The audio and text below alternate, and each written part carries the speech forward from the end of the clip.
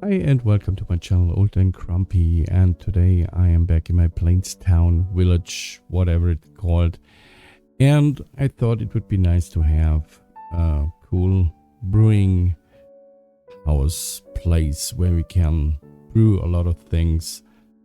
I prefer beer, but yeah, not in Minecraft.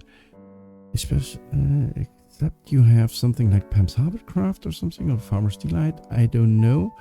But yeah, we have to live with it that in vanilla you can't brew beer. So yeah, the Nectar of Gods is not available in Minecraft, but we have a brewing house. We have something like a brewing, cooking, watery thingy, which gives us a little bit of hot water in there.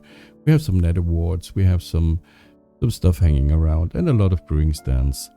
And yeah, and if you like it, please leave a comment, leave a like. And yeah, now it's your turn to lean back, have a nice beer and enjoy this build.